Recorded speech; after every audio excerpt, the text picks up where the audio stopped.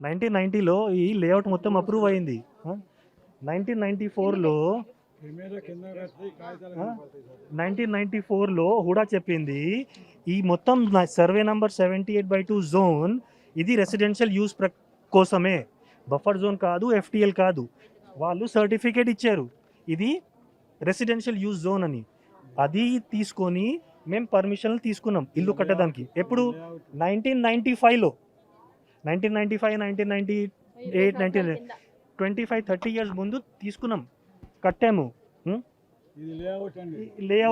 Layout approve చేశారు గ్రామ పంచాయత్ నాగోల్. ఇది చూడండి, హుడా పర్మిషన్ ఇచ్చింది. Survey number 78/2 is a residential use zone. మరి ఇప్పుడు సామాన్య పబ్లిక్ ఏం చేస్తారు? మీరు చెప్తున్నారు గవర్నమెంట్ రెసిడెన్షియల్, మీరు ఇచ్చారు పర్మిషను, మేము కట్టాము, ఆక్రమణలు మేము చేసామా? ఇప్పుడు వీళ్ళు చేస్తున్నారా? ఇది పరిస్థితి. ఇప్పుడు మేము ఎవరికి వెళ్ళాలి? మేము కోర్టుకి వెళ్ళాలంటే వీళ్ళు నోటీస్ ఇయ్యరు, వచ్చి ఉట్టి కూల్ కొడుతున్నారు. నోటీస్ ఇస్తే మేము కోర్టుకి వెళ్తాం, నోటీస్ ఇవ్వట్లేదు. ఏం చేయాలి ఇప్పుడు పబ్లిక్? ఇక్కడ ఎవరికి ఏం తెలియదు, ఉట్టి వస్తారు రాత్రి అక్కడ రాస్తారు, నెక్స్ట్ డే వచ్చి కూల్ కొట్టేసి వెళ్ళిపోతున్నారు.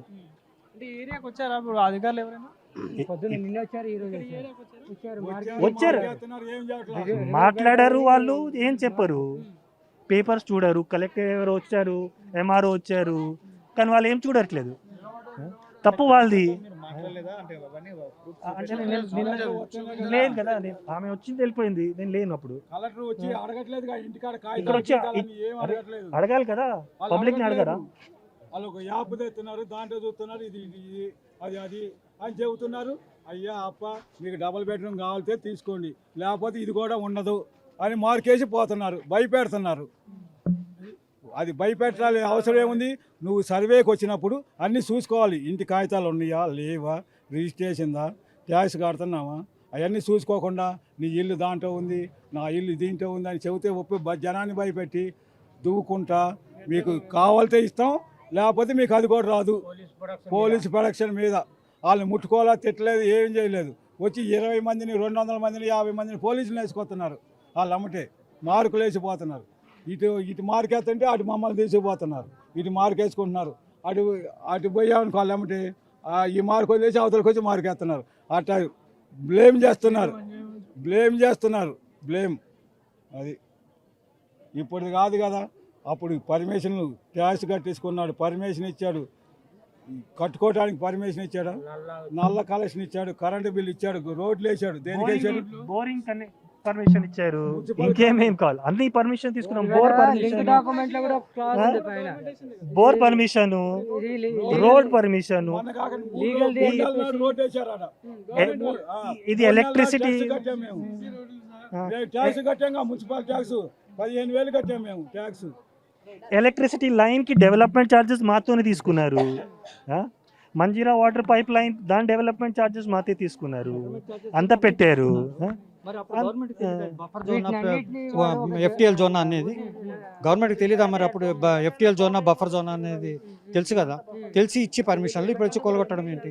మాకు కూడా 96లో హూడా వాళ్ళు, అప్పుడు హూడా ఉంది, హెచ్ఎండిఏ లేదు, ఈ హూడా వాళ్ళు 4 సర్వే నంబర్లకి ఇది రెసిడెన్షియల్ యూజ్ అని ఇచ్చారు, రెసిడెన్షియల్ జోన్ అని ఇచ్చారు. ఇచ్చిన తర్వాత 2008 మాస్టర్ ప్లాన్లో ఆఫీస్లో కూర్చున్న అధికారులు ఇక్కడ వచ్చి సర్వే చేయకుండా కాలనీ, ఇంత డెవలప్డ్ కాలనీలో వచ్చి వాళ్ళు ఇదంతా ఓపెన్ స్పేస్ జోన్ అని చెప్పి డిక్లేర్ చేశారు. పర్మిషన్స్ ఇవ్వలేదు. ఎస్ఆర్ఎల్ కాలనీ అవన్నీ కూడా అంతే, మొత్తం ఎక్కడ పర్మిషన్స్ ఇవ్వట్లేదు. మరి 2008 మాస్టర్ ప్లాన్లో ఎట్లా మార్చినారు మీరు? ఇంటిమేషన్ ఇవ్వాలి కదా వీళ్ళందరికీ, ప్లాట్ ఓనర్స్కి అందరికీ ఇంటిమేషన్ ఇస్తే అప్పుడు వాళ్ళ అబ్జెక్షన్ చెప్పేవాళ్ళు. 2008 మాస్టర్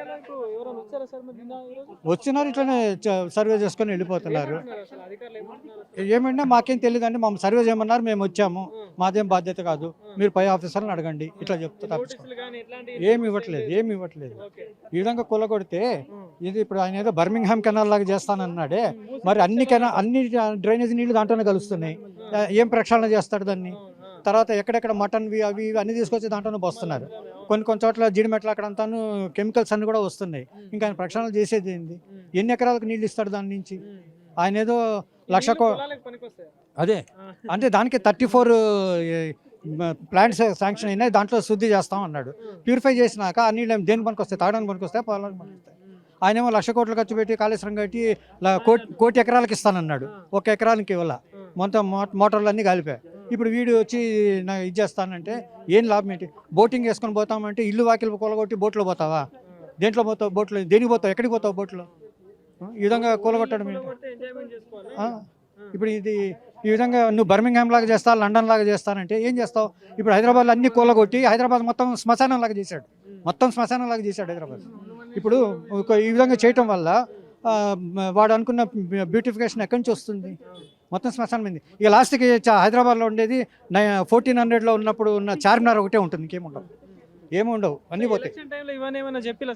ఏం చెప్పలేదు, అయిపోయింది. ఇన్నాళ్లకు ఈ గవర్నమెంట్ వచ్చింది, 10 years తర్వాత వచ్చింది కాంగ్రెస్ అనేది.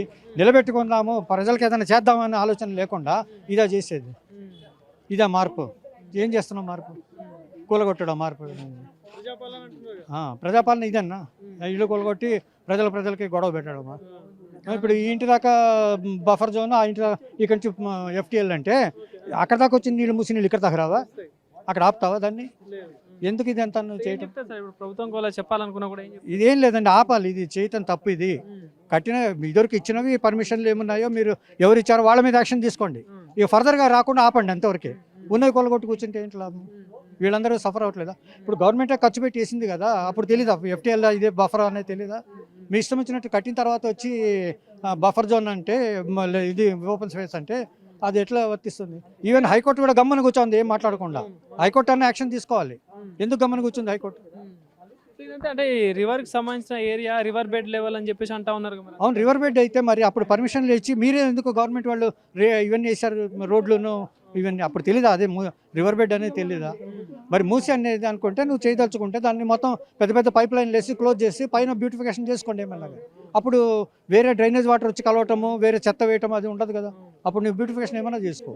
మరి 1908లో మొత్తం చుట్టూ చెరువులు ఉండేవి హైదరాబాద్కి, అవన్నీ పొంగి పొర్లి మొత్తం హైదరాబాద్ అంతా మునిగిపోతే మోసగుండం విశ్వేశ్వర ఇంజనీర్ వచ్చి దాన్ని ఏం చేశాడు, గండిపేటను, హిమాయత్ సాగర్ అవి ఇది బ్రిడ్జెస్ అవి కట్టి బ్యారేజెస్ కట్టి ఆపాడు రాకుండా. ఇప్పుడు వీళ్ళు వచ్చి మళ్ళీ మట్టి కప్పినవన్నీ తవ్వి పందికొక్కలు తోడినట్టు తోడతారు, అంతేగాని చెరువు ఏం తవ్వరు కదా. అదంతా తవ్వేసేసి వదిలిపెడితే మళ్ళీ చుట్టూ చెరువులు వస్తాయి, మళ్ళీ ఎవరి ఇయర్ హైదరాబాద్ మొత్తం మునిగుతుంది. అప్పుడు నువ్వు కాపాడేది ఏం లేదు, చెరువులు తవ్వి నీళ్ళని ఊర్లో పంపించడం అవుతుంది అంతే. ఇప్పుడు మళ్ళీ అదే ప్రాబ్లం వస్తుంది. అప్పుడు ఏ మోసగుండం ఇస్తే రాడు రిపేర్ చేయడానికి. ఇదేనండి, మొత్తం ఆపాలి, అంతే ఆపేసేయాలి. ఈవెన్ హైకోర్టు కూడా జోక్యం చేసుకోవాలి ఇందులో. హైకోర్టు కూడా జోక్యం చేసుకొని ఇది ఆపేసేసి తీసుకోవాలి, తీసుకొని ఆపాలి. ఇది ఏంటి, మీకు ఓట్లు వేసినందుకు మీరు చేసే పరిపాలన ఇదా? ఓట్లే అదే ప్రజలకు చెప్పేది ఏంటంటే బంగ్లాదేశ్లో వచ్చినట్టు రావాలి, ఎవరు ఓటు వేయద్దు, ఎవరు ఏ పార్టీకి ఓటు వేయద్దు. ఈయన బాగా చేశాడు, ఆయనకి వేయటం, ఆయన బాగా చేశాడు, ఈయన వేయటం పోయినాయి. హామీలు లేదు, ఏం లేదు, ఇంకంత ఓటు వేయొద్దు అంతే ఎవరికి. అప్పుడు దేశం బాగుపడుతుంది. వీళ్ళకి ఇచ్చినందుకు రేట్లు పెరగటానికి, వీళ్ళు విమానాల్లో హైకమాండ్కి పోయి రావడానికి ఈ ఖర్చులకు అన్ని మన డబ్బులే పోతున్నాయి. అన్ని రేట్లు పెరిగేది మనకు వీళ్ళ వల్లనే. అందుకే ఓటు వేయద్దండి అంతే.